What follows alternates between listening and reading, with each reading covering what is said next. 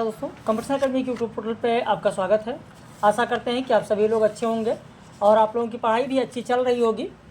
इस समय जैसा कि आपको पता है कि एमपीपीएससी के पाठ्यक्रम में जो कहानियाँ लगी हैं उन कहानियों की बात की जा रही है।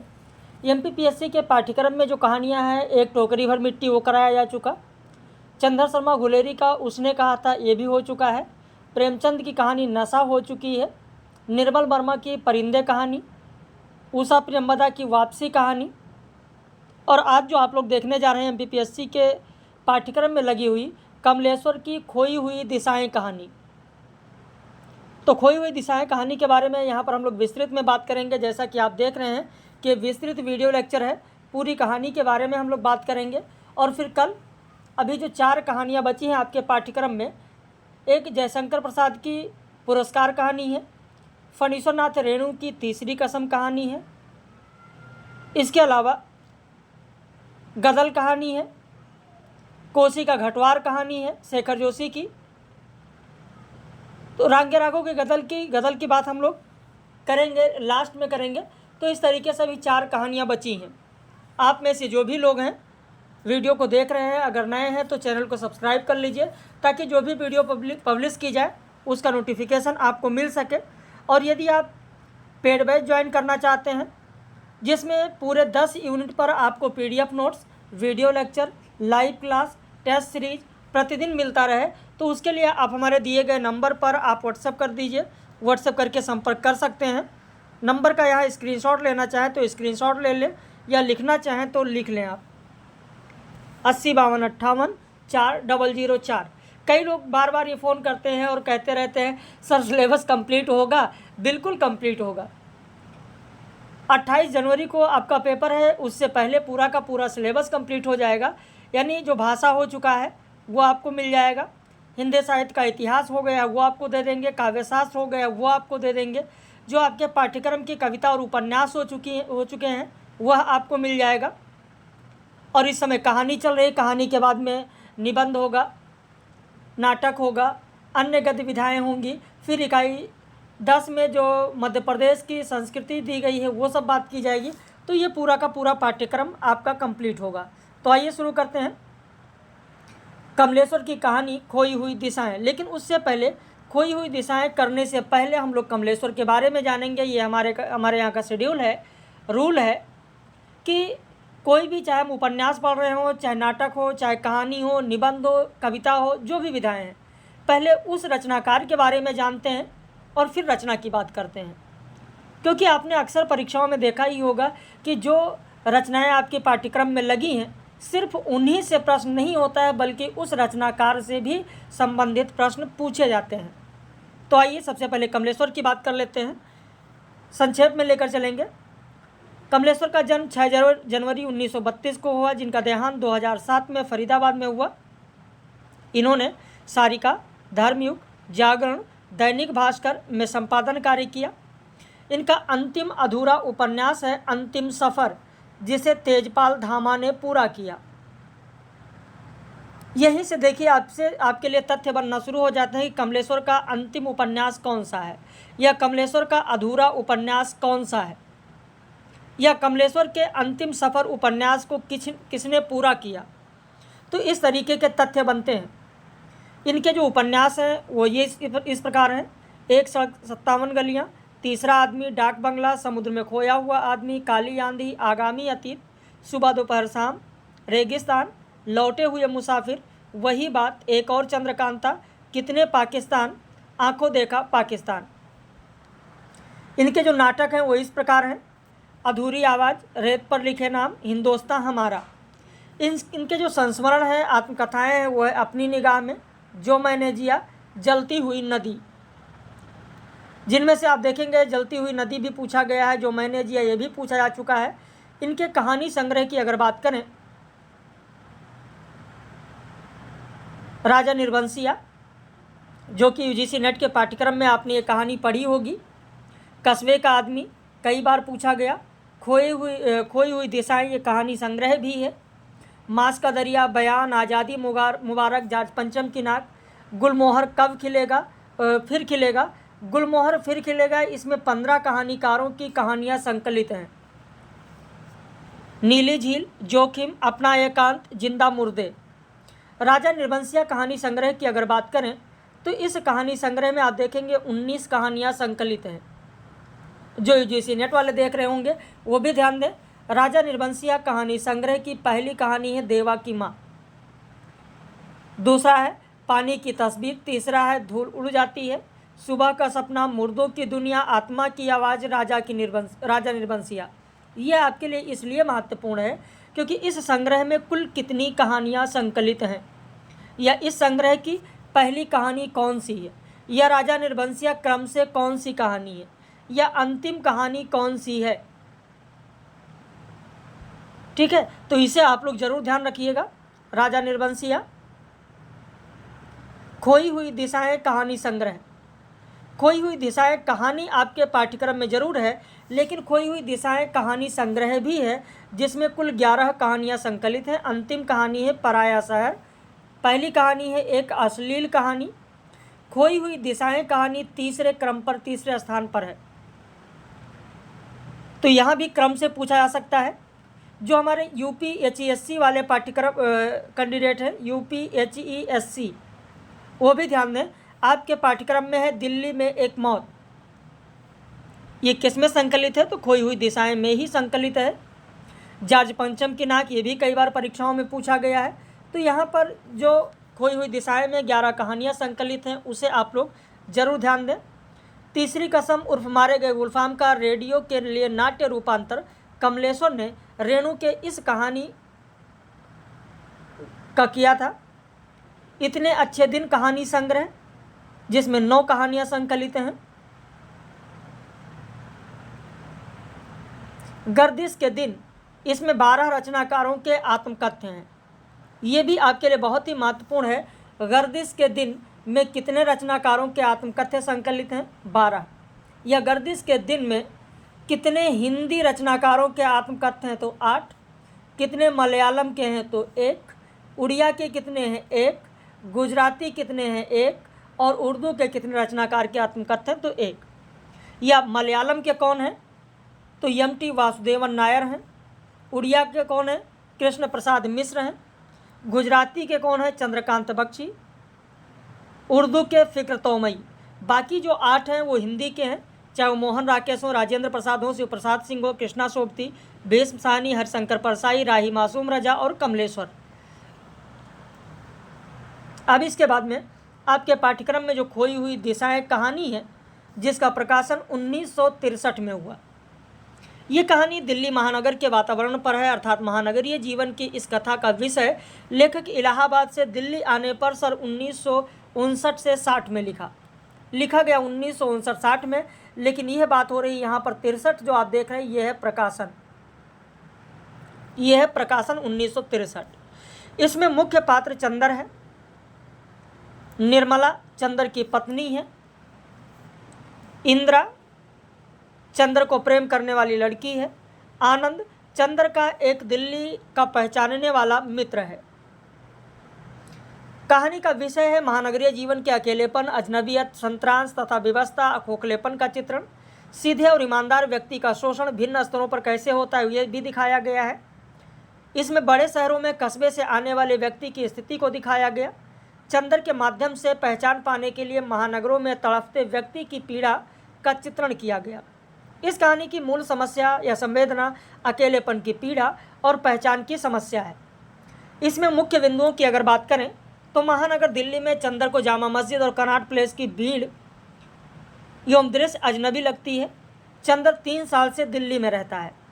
चंद्र से प्रेम करने वाली लड़की जिसका अब विवाह हो चुका है दिल्ली के करोल बाग में रहती है। चंद्र अजनबियत से उब कर हर शुक्रवार को शाम 7 से 9 खुद से बात करना चाहता है। यह चंद्र अपनी डायरी में लिखता है। तो ये खोई हुई दिशाएं में ये सारी चीज़ें दी गई हैं। अब इसी के बाद अगर हम लोग और विस्तृत बात करें, मूल कहानी पर आते हैं। तो मूल कहानी में आप देखें कि चलिए मूल कहानी पर आते हैं, फिर आपको एक एक करके समझाते चलते हैं। पूरा पढ़ने की ज़रूरत नहीं है। जो 10-11 पेज की पूरी कहानी है वो पूरी कहानी पढ़ने की ज़रूरत आपको नहीं है। यहाँ पर हम आपको समझाते चलेंगे, एक एक पॉइंट करके सारी चीज़ें आपको समझाई जाएंगी। इस पर आप लोग ध्यान दें। खोई हुई दिशाएं, खोई हुई दिशाएं, यहाँ पर यह है कि चंदर कनॉट प्लेस में, प्लेस में सड़क के मोड़ पर लगी जो रेलिंग है उसके सहारे खड़ा है और खड़ा खड़ा वहाँ पर आदमियों का सैलाब देख रहा है। आदमी आते जाते हैं, बत्तियाँ जल रही हैं, थकान से उसके पैर जवाब दे रहे हैं, दिल दिमाग पूरा थका हुआ है। धीरे धीरे यह थकान पूरे शरीर में फैलती जाती है और वो सोच रहा है खड़ा खड़ा कि पूरा दिन बर्बाद हो गया, घर लौटने को भी मन नहीं करता है। उसे भूख पता नहीं चलती है, प्यास पता नहीं चलती है, थकान पता नहीं चलती है। जबकि सुबह सवेरे वो 8 बजे निकलता है घर से, एक प्याली कॉफ़ी ही पेट में गया है अभी तक, लेकिन अब धीरे धीरे उसे थोड़ी थोड़ी भूख का एहसास हो रहा है। निगाह दूर तक जाती हैं, आसमान में चीलें उड़ रही हैं। दूर से उसको जामा मस्जिद की गुंबद दिखाई दे रही है, गुंबद मीनार दिखाई पड़ रहे हैं। पीछे वाली दुकान है, वहाँ पर चोलियों का विज्ञापन है।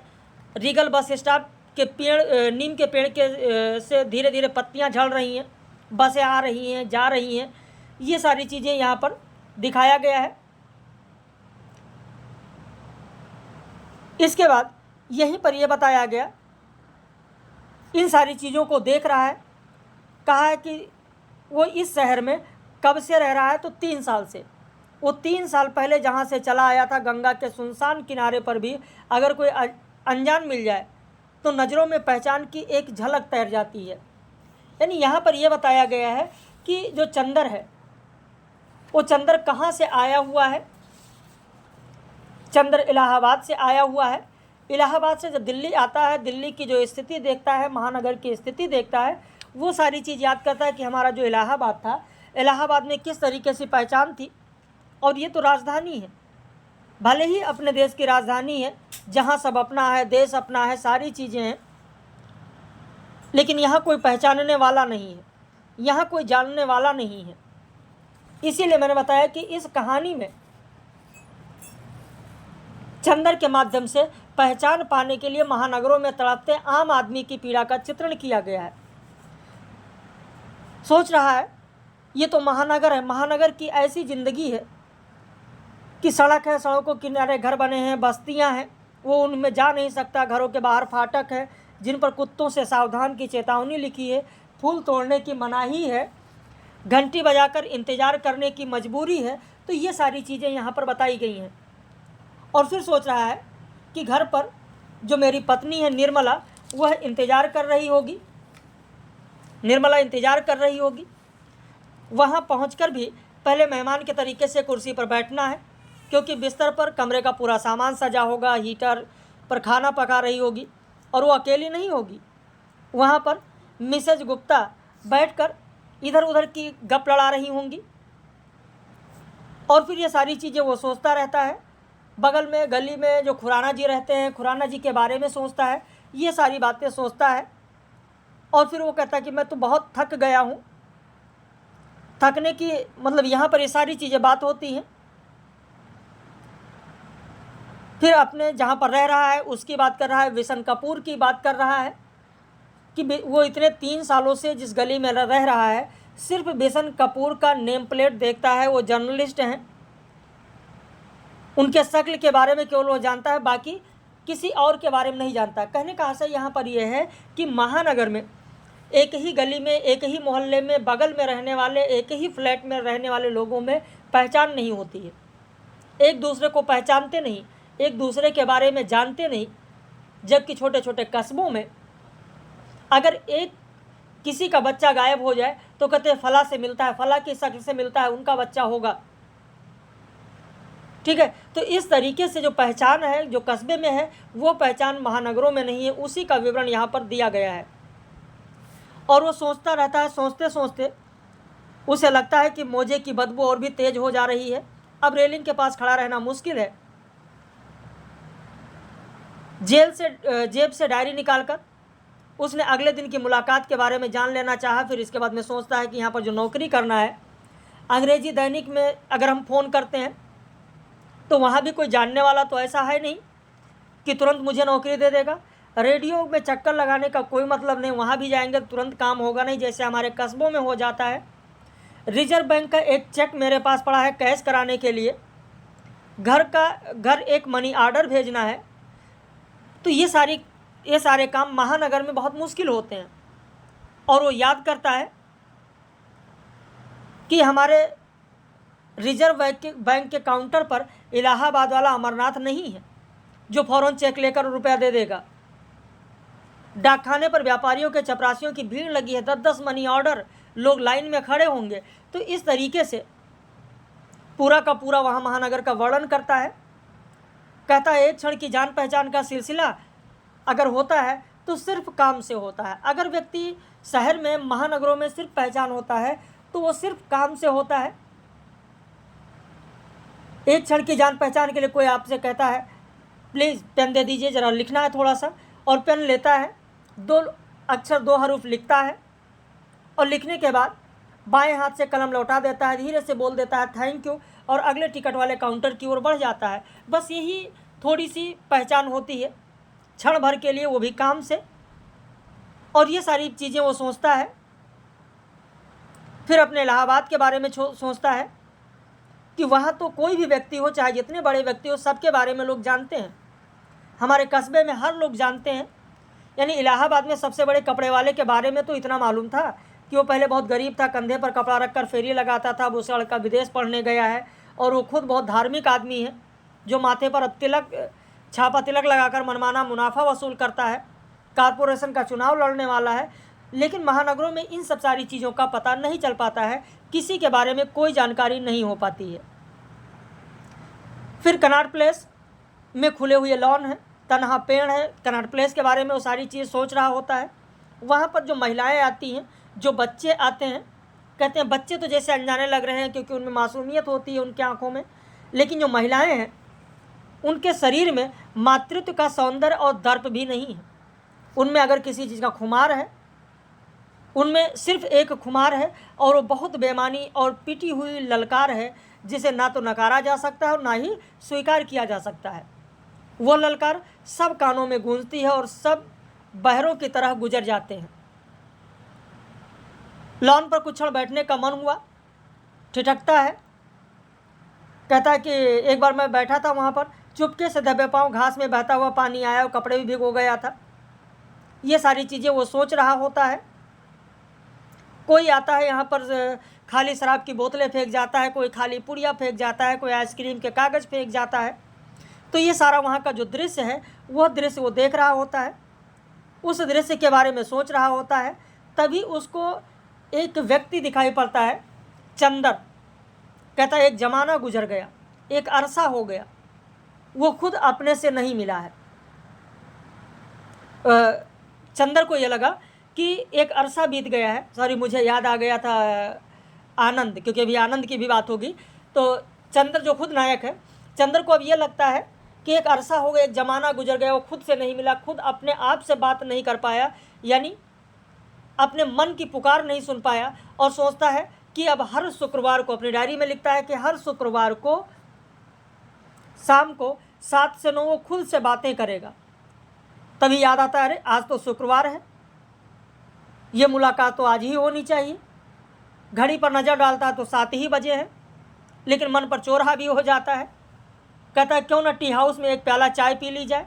न जाने क्यों मन अपने से मिलने से घबराता है, रह रहकर कतराता है। तभी देखता है कि उधर से आनंद आता हुआ दिखाई पड़ता है। आनंद दिखाई पड़ता है, और आनंद वो उसे भी नहीं चाहता, बड़ा बुरा मर्ज है। आनंद को वो इस छूत से बचा रहना चाहता है। आनंद दुनिया में दोस्त खोजता है, ऐसे दोस्त जो ज़िंदगी में गहरे न उतरे पर उसके साथ कुछ देर रह सके और बात कर सके। आनंद के बारे में वो कहता है कि आनंद एक तरीके से गाइड के तरीके से बात करता है। दिल्ली के बारे में वो बताता है, दीवाने आम, दीवाने ख़ास, इन सब की जिक्र करता है।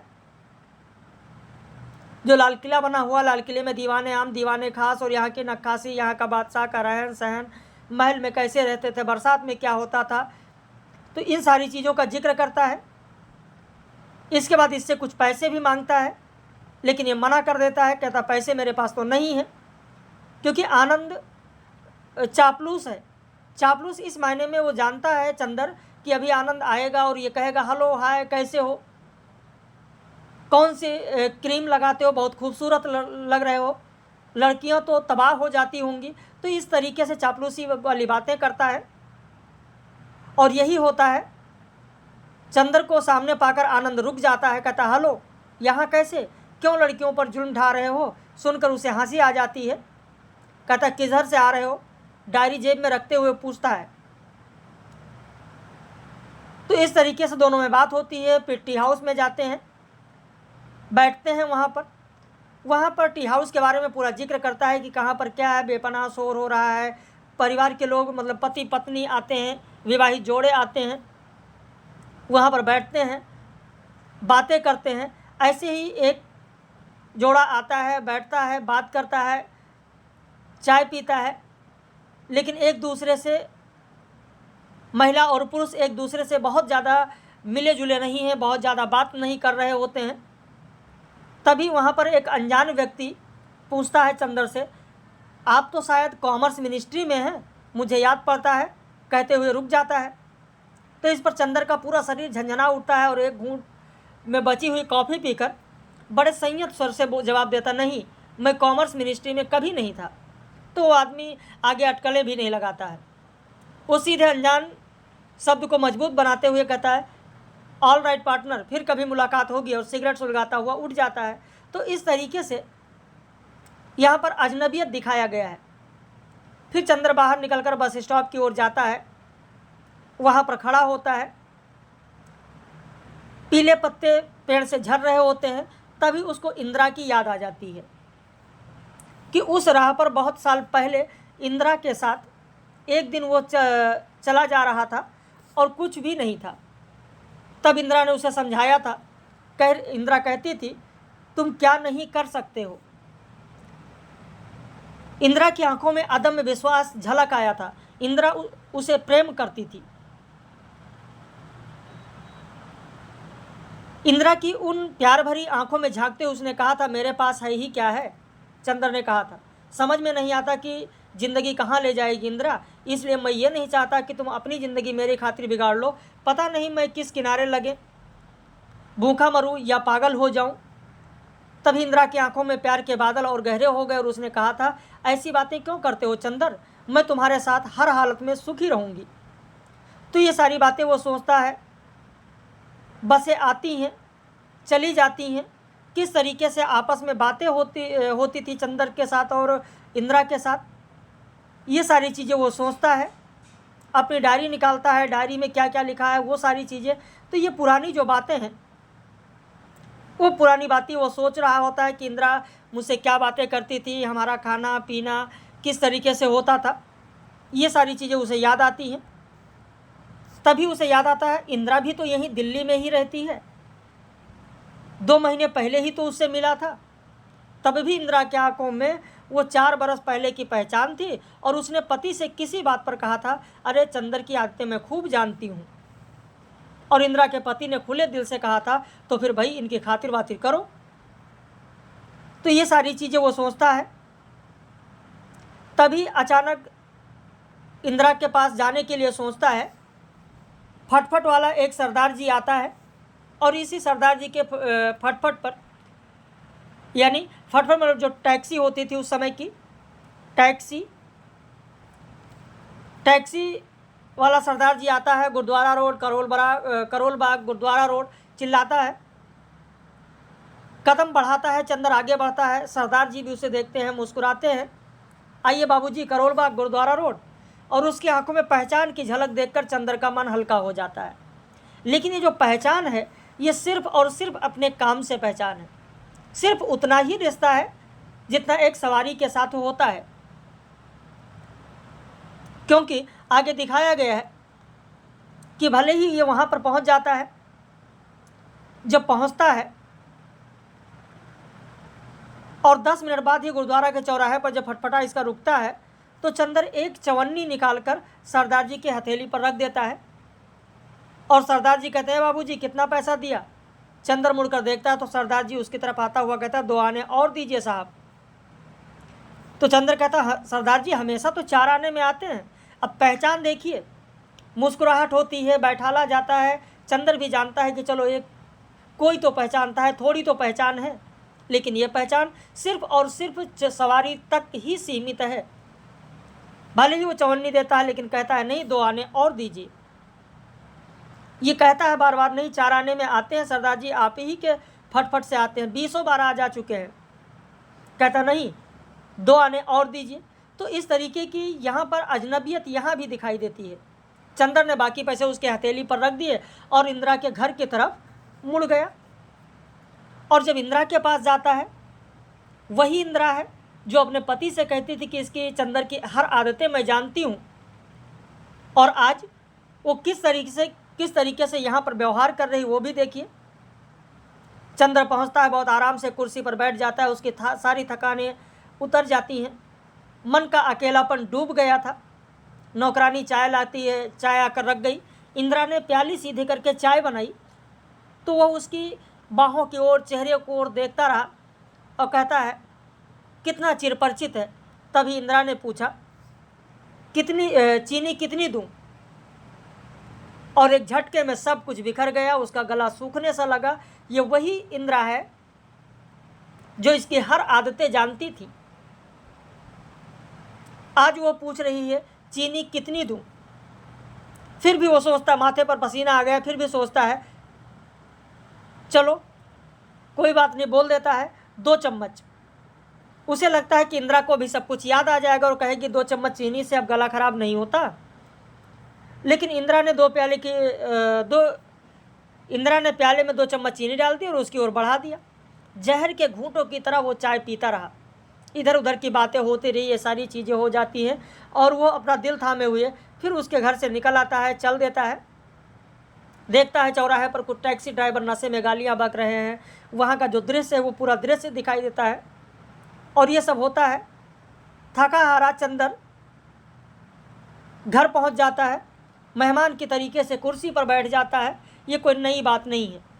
निर्मला देखकर उसे मुस्कुराती है और धीरे से बाहों पर हाथ रखकर पूछती बहुत थक गए हो? अब वो घर पर पहुंच जाता है, पत्नी से पूरी बातचीत होती है। तो इस तरीके से यहाँ पर भी अजनबियत, अपनी पत्नी में भी उसे अब भय लग रहा है, अजनबियत सी दिख रही है। अपने घर के हर सामान से वो सोचता है कि ये तो जाना पहचाना है, फिर रात में सो रहा होता है, अचानक उठ जाता है। उसे वहाँ पर भी, अपने घर में भी अजनबियत सी महसूस हो रही है। तो ये पूरी कहानी में बताया गया। यहाँ पर देखें पूरा चंद्र और उसकी पत्नी के बारे में सब कुछ बताया गया है कि किस तरीके से अजनबियत उसको वहाँ भी दिखाई दे रही है। रात में सोता है तो चौंक कर उठता है। वो बिजली जलाकर निर्मला को दोनों कंधों से पकड़कर अपना मुंह उसके सामने करके डरी हुई आवाज़ में पूछता है मुझे पहचानती हो, मुझे पहचानती हो निर्मला? निर्मला आंखें फाड़े देखती रह जाती है। धीरे से आश्चर्य भरे स्वर में कहती है क्या हुआ? और वो निर्मला को ताकता रह जाता है। उसकी आंखें उसके चेहरे पर कुछ खोजती रह जाती हैं। तो यह अजनबियत इसमें दिखाई गई है इस कहानी में चंद्र के माध्यम से। यानी महानगरीय जीवन के अकेलेपन, अजनबियत और इस अजनबियत से उपजी हुई संत्रास, विवशता और खोखलेपन का चित्रण किया गया है। यानी बड़े शहरों में जो कस्बे से आने वाले आम व्यक्ति हैं, उनकी स्थिति को दिखाया गया है। तो मुझे लगता है ये कहानी आपके समझ में आ गई होगी। वैसे PDF भी आप लोगों को तो मिल ही गया है, सुबह उसे पढ़ लिया होगा आप लोगों ने। और जब एक बार आप लोग पढ़ लेते हैं, उसके बाद में जब ये आपको कराया जाता है, लेक्चर दिया जाता है, तो मुझे लगता है कि ज़्यादा बेहतर आपके समझ में आता होगा। और फिर इसी पर आधारित रात में 9 बजे लाइव कक्षा में जो महत्वपूर्ण प्रश्न हैं, जो प्रश्न बन सकते हैं, वो कराए जाते हैं। तो बाकी हम लोग ऐसे ही वीडियो में फिर मिलेंगे आप लोगों के साथ। आप लोगों ने अंत तक देखा, बहुत बहुत धन्यवाद। बाकी हम लोग फिर मिलेंगे ऐसे ही महत्वपूर्ण वीडियो में। चैनल को आप लोग ज़रूर सब्सक्राइब कर लें ताकि जो भी वीडियो पब्लिश किया जाए उसका नोटिफिकेशन आप लोगों को मिल सके। और अगर बैच ज्वाइन करना है तो उसके लिए मैंने पहले ही बता दिया है कि हमारे इस नंबर पर 80 52 58 4 004 इस पर आप फ़ोन करके या व्हाट्सएप करके जानकारी ले सकते हैं। वैसे नंबर लिखने से अच्छा है कि आप यहाँ पर स्क्रीनशॉट ले लें, ये आप यहाँ पर स्क्रीनशॉट ले लें। तो हम लोग फिर मिलेंगे, धन्यवाद।